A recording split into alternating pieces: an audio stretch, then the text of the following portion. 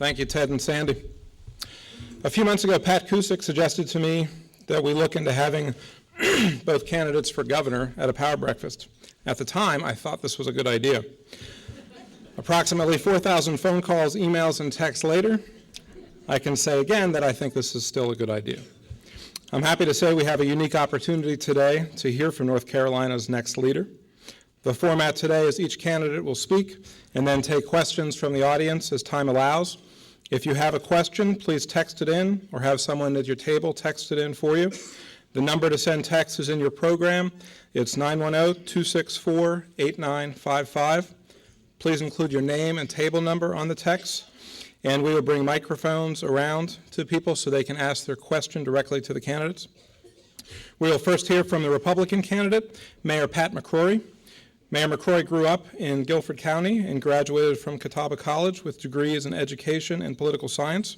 He went to work for Duke Energy in a management trainee program and moved his way up to management jobs in human resources and economic development.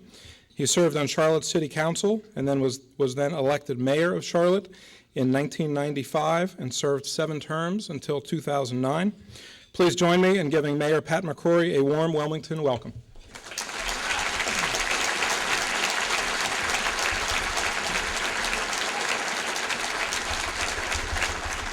Thank you very much. It's great to be in Wilmington. I do not have to be forced by my staff to say you need to make another visit to Wilmington, because this has been like a second home to me during my childhood and during my adult years. My dad and I and my family spent many, many years sailing in and out of the Wilmington area and enjoying your incredible coast, your great downtown area of Wilmington. And I've also had the honor to work with many of your mayors during the last 10 to 15 years. And by the way, you've had a lot of mayors during that time, but I've enjoyed working with each one of them. You know, it's kind of interesting. Our state is going through a very, very difficult time at this point in time. We have the 5th highest unemployment rate in the nation, which to me is absolutely inexcusable. This is our North Carolina. The North Carolina in which my parents put me into the back of a Dodge station wagon in 1966 in Columbus, Ohio, put the 4 kids in the back seats. I was placed in the very back seat that faced backwards at the time, and I've been getting car sick ever since. But they took us down the interstate highway to Greensboro, Jamestown area in Guilford County and said, this is your new home. Because we think North Carolina has unlimited opportunity, not only for us. My dad was an engineer, my mom was a nurse, but also for our children because of the education system and because of the incredible quality of life and employment opportunities. And I am so glad that my parents made that decision. But the fact of the matter is, during the last 5 to 10 years, that brand has been diminished in North Carolina. And as you know in business, anytime you live off of a past brand and you take it for granted, you will lose to the competition. And the reason I'm running for governor is that we've got to rebuild the brand of North Carolina and make it #1 again in employment, in quality of life, in economic development, in the creation of new jobs, instead of #5 in unemployment in this nation. And to me, more than anything else, that takes leadership. And as I see our competition right around our state, Nikki Haley in South Carolina, Bill Haslam in Tennessee, Governor McDonnell in Virginia, they have been making dynamic change even during the tough times, like many in the private sector during the tough times. They are recognizing this is not a time to sit on the sidelines. This is a time to reinvent the brand, provide great customer service, do more with less, and create a new customer base. So we will have a sustainable business in the future. And that's the type of leadership that I want to instill in the executive branch. Exactly what you're seeing other governors do right now. I must say, just a week and a half ago, my opponent spoke in front of the AFL-CIO, the union group here in North Carolina. And in the speech, he said the following, and I think it was met as a negative attack, but I will take it as a compliment. He said, Pat McCrory is the Scott Walker of North Carolina.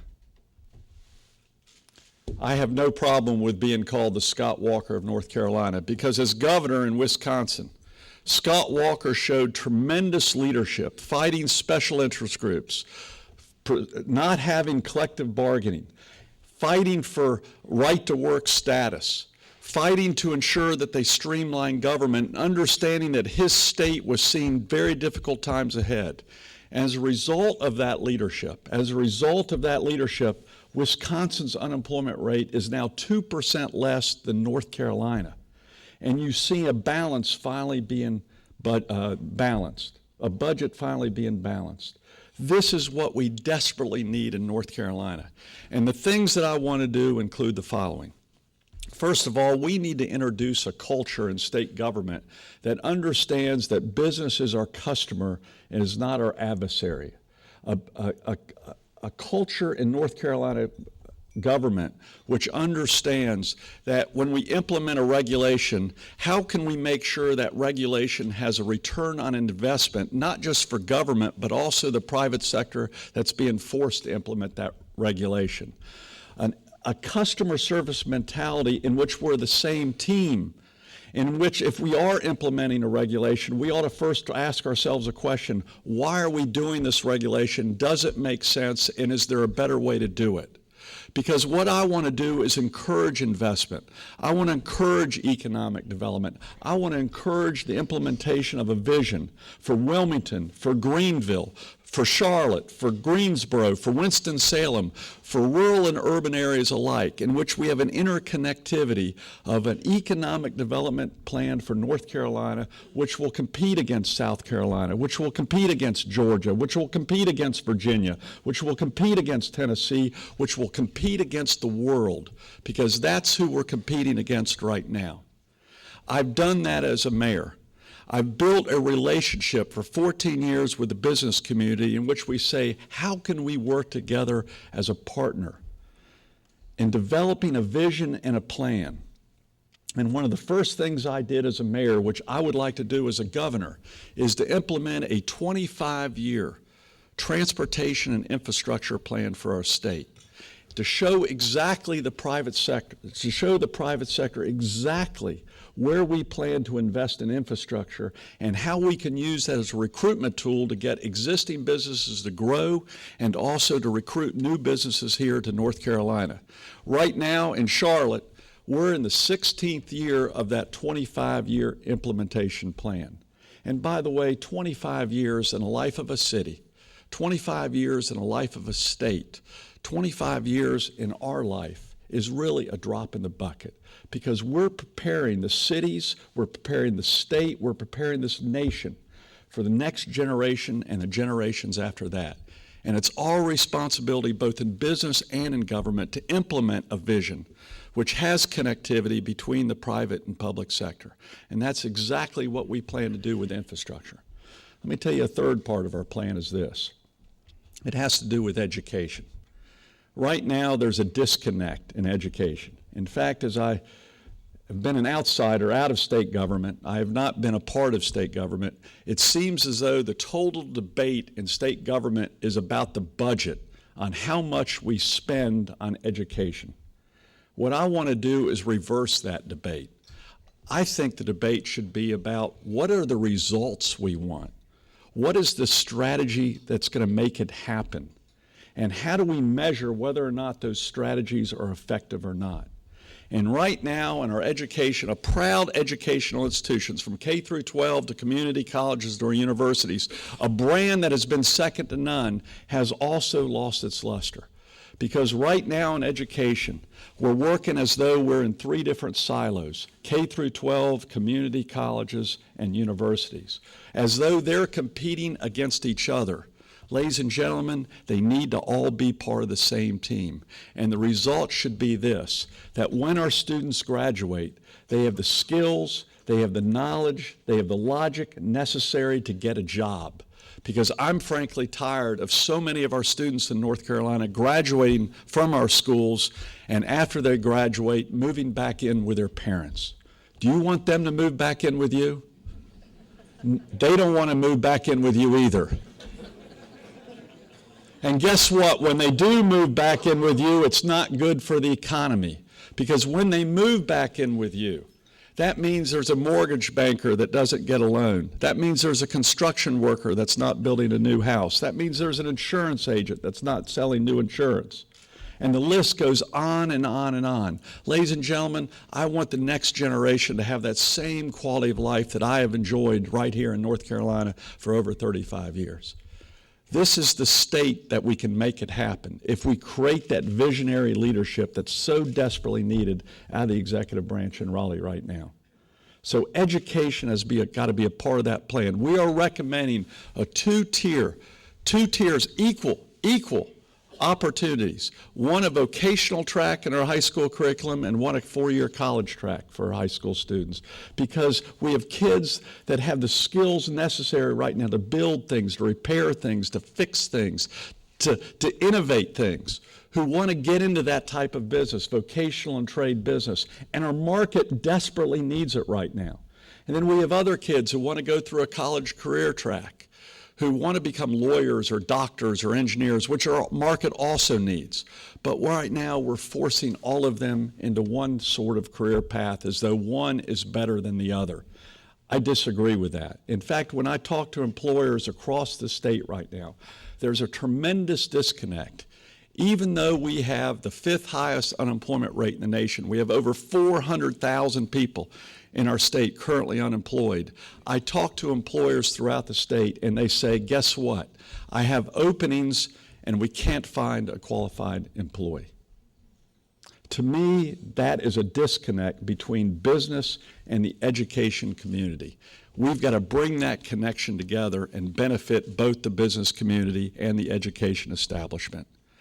That means we all get a better return on our investment with the incredible amount of taxes that we're currently paying into state government.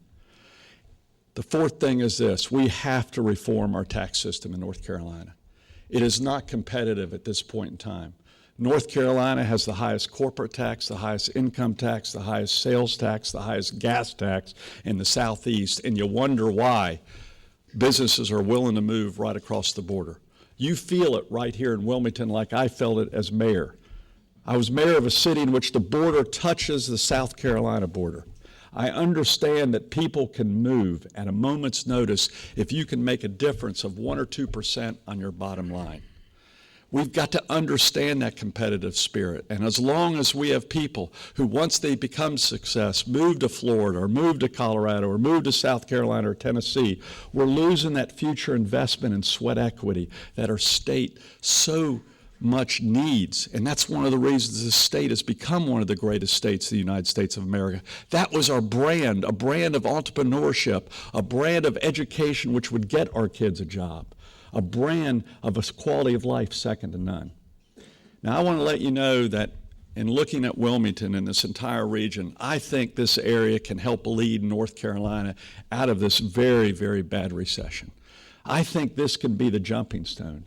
You have a port in which we have no port plan for the next 25 years. Yeah, they went and bought a lot of property down the street, down the coast, with absolutely no idea how to implement that. They spent a lot of money. Field of dreams. Dreams are good, but you've got to have pragmatic reality behind it. That's part of our infrastructure plan. How can we take advantage of the trade and the ocean and the port that we currently have in this area and other areas of the state? We have an incredible travel and tourism industry that we can unleash in the Wilmington area, with the film industry, with the incredible riverfront here. There is no reason that Wilmington shouldn't be on the map as much as Charleston, South Carolina. And I know you recently had Joe Riley, a very good friend of mine, the mayor of Charleston, come here to Wilmington. Ladies and gentlemen, Wilmington can do better than Charleston. We should have our conventions here. Right now, when I'm campaigning, I'm asked to go to North Carolina Association conventions, and guess where they're holding their meetings? In Myrtle Beach or Charleston in South Carolina, and they're North Carolina organizations. They should be right here on the coast, including Wilmington. And I want to work with your city. I want to work with your mayor and your county commissioners and your state representatives and say, how can we integrate the vision of the Southeast here with the vision of North Carolina and integrate that vision into a niche in which we can recruit and grow existing businesses?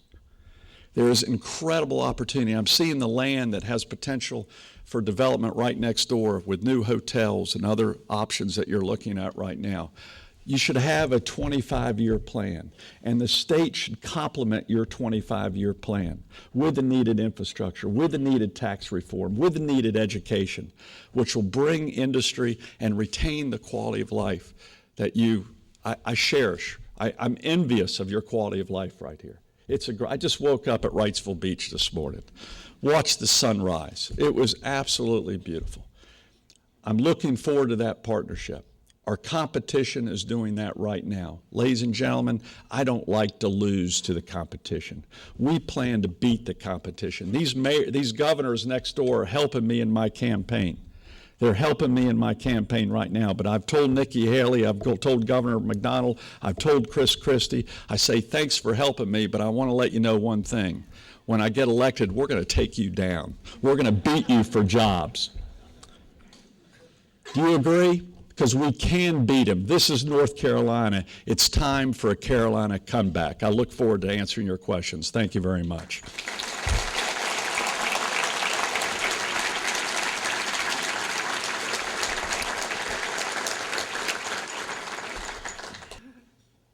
My question deals with incentives. I think most folks would kind of wish there weren't any incentives anywhere, so we wouldn't have to compete on that basis.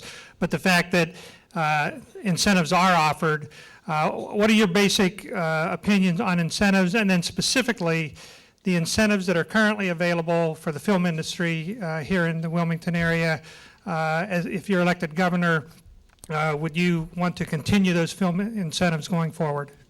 Thank you for your question. The first thing is this: the best incentive for North Carolina for a long-term economic comeback, and I always think long-term. I don't believe in short-term things. I believe in long-term solutions, and that is tax reform, and at least at a minimum make our income tax and our corporate tax competitive with neighboring states and other states throughout North Carolina. To me, that's the best incentive, and it's probably the biggest drawback that we have in economic development recruitment in the state right now.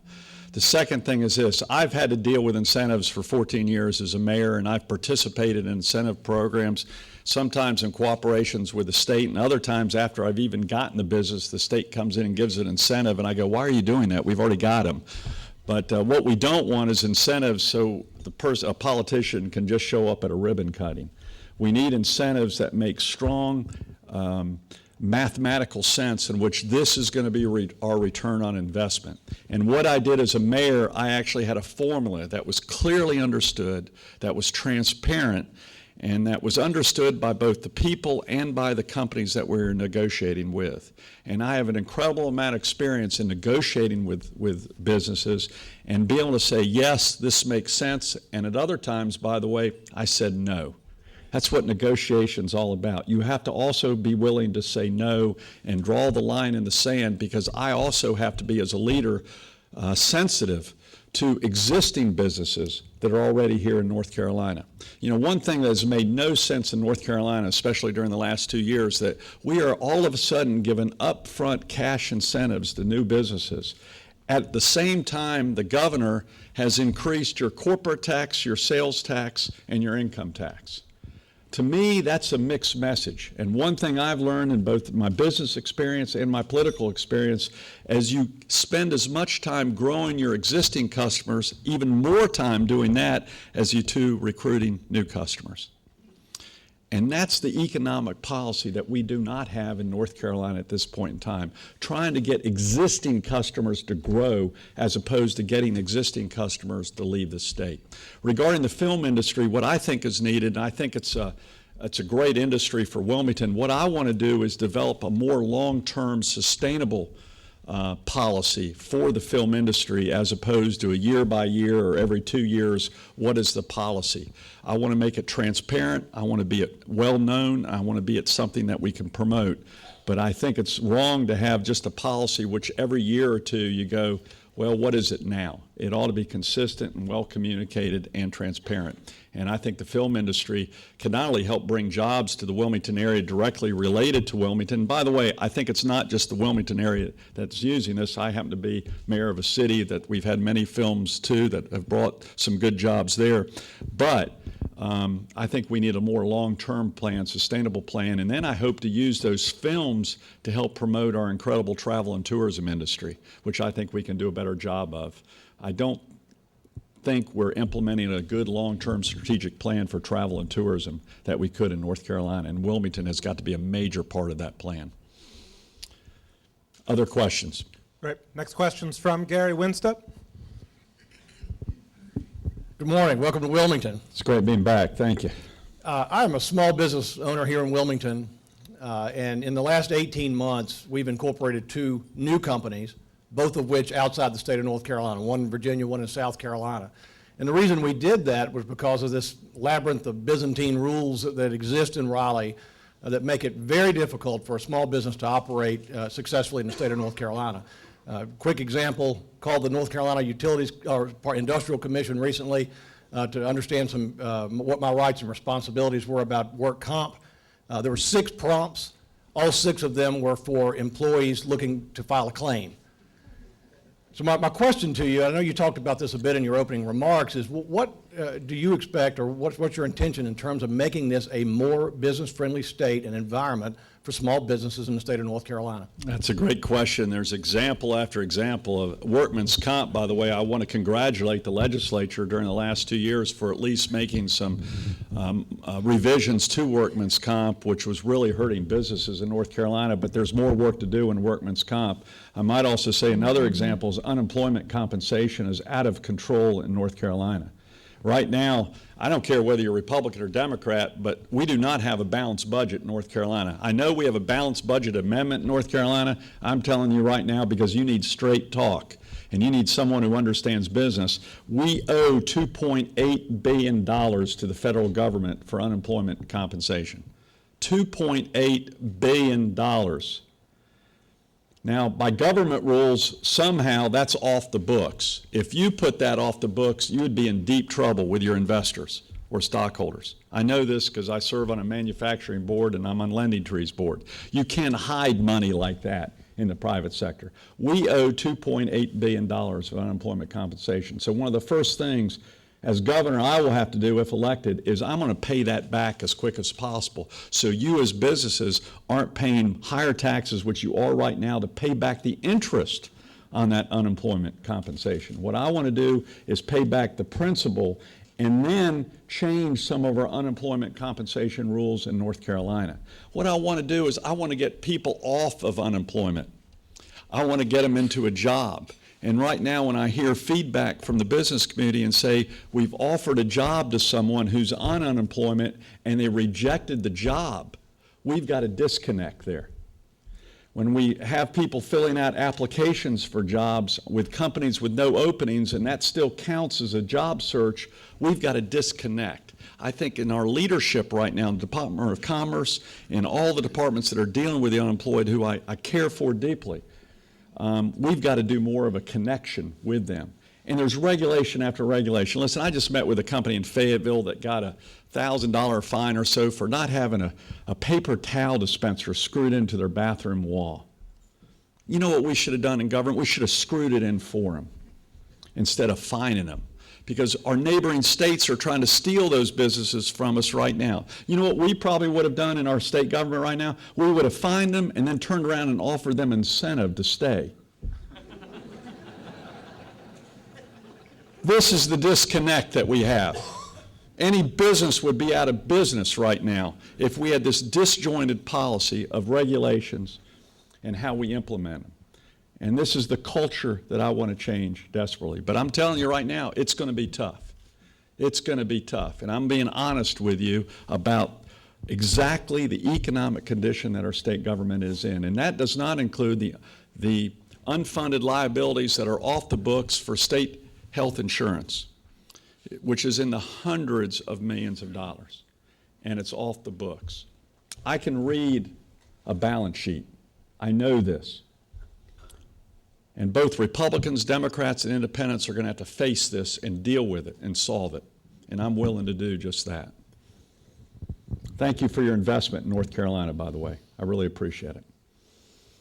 Question at table 55, Deb Butler.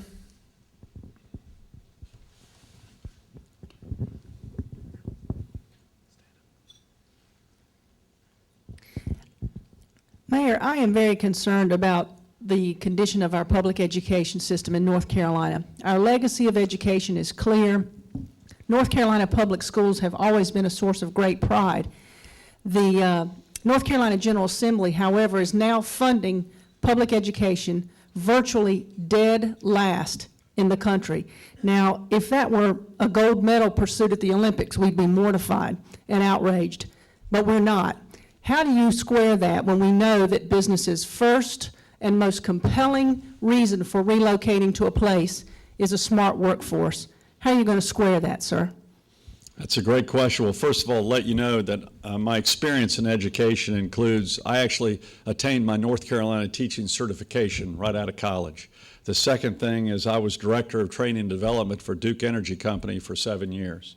So I understand the needs of education, both adult learning and K through 12. I'm on the board of trustees of Catawba College, so I understand some of the pressures of the university systems and small colleges throughout North Carolina and the importance of all the upper education schools that we have in our state. Let me get to this right now. In my education plan, we first have to have a strategy before we talk about the budget. And I believe this is true in transportation. One thing I learned in transportation as a mayor is you show them the vision and the plan, then you determine how much it costs, then you figure out how much you can afford, not the other way around. If you just throw out a number and then try to fit everything into that number, you have a very disjointed plan. That's true in a business plan in business, and it's true also, I think, in government budgeting. But part of our plan is this, is a system, and I'm borrowing from Jeb Bush in Florida. I love to steal ideas. I'll steal ideas anytime I can. But they have a program in Florida right now where you cannot get out of third grade unless you know how to read and write. They have a plan also where you pay the best teachers the best salary you can. You do have pay for performance for those in education. And I'm breaking the mold here and I'm stepping on some toes here, but I don't care. When you went to school, whether it was high school or college, everyone knew who the good teachers were, who the bad teachers were, or who the average teachers were. And we shouldn't all be paying them the same thing. It's the same thing true with our principals. It's the same thing true with the administrators. We ought to be paying pie for performance instead of across the board. I talked to a principal recently in the city of Mooresville, which is doing some revolutionary things with even less money. One thing is they're giving every single kid a computer, and every single day that student is being tracked on how well they're performing. Every single day. And then the parent is being notified how they're doing every single day. And if there's any drop-off, everyone goes to that kid to help that person out.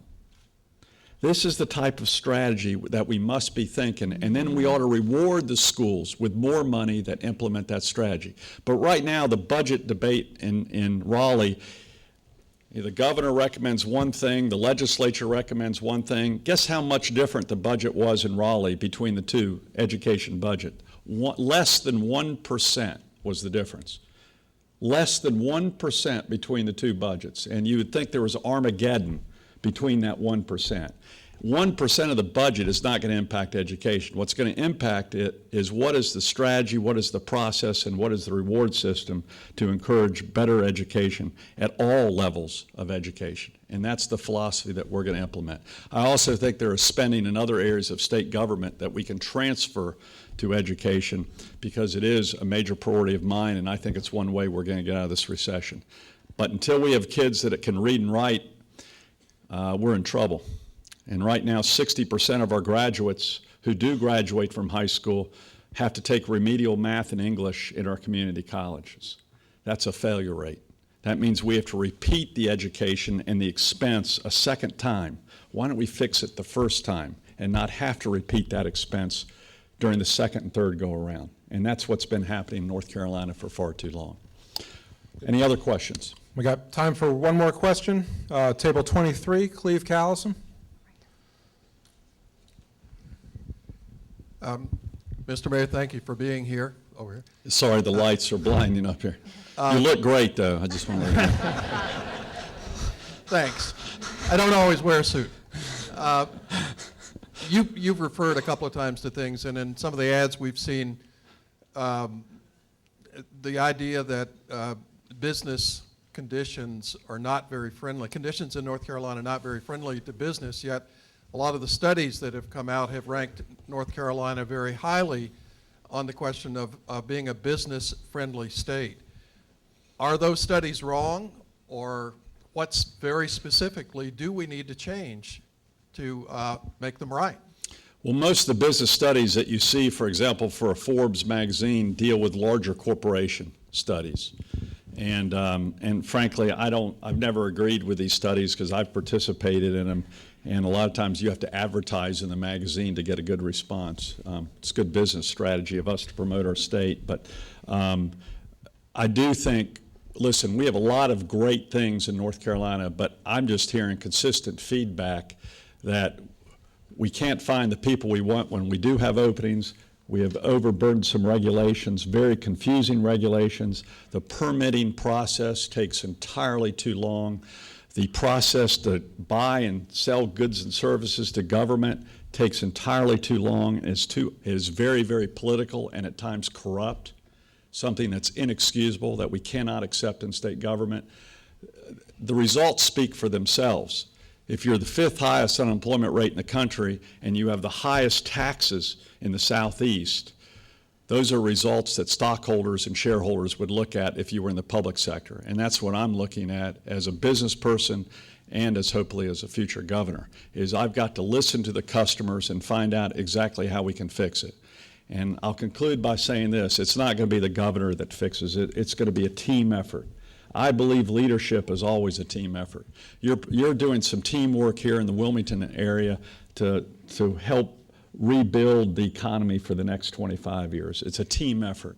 And I believe as governor, I'm going to need to recruit many of you in the private and public and nonprofit sector to develop long-term solutions to, again, rebuild this brand and make it #1, because there is no better state than North Carolina. And I'm so glad that my parents considered this as their next home back in 1966. And I'll never leave it. Let's make it better for the next generation. Thank you, and God bless each one of you.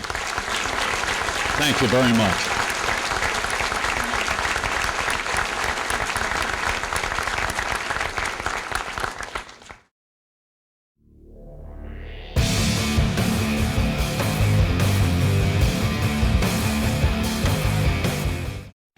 Got memories? Get DVDs. Tapes won't last forever. Digital transfers will. Do it today, so you'll have your memories tomorrow. Call us at 399-1820 or online at myrealvideo.com. Mold and time ruin videotapes. Tapes won't last forever. Digital transfers will. Do it today, so you'll have your memories tomorrow. Call us at 399-1820 or online at myrealvideo.com.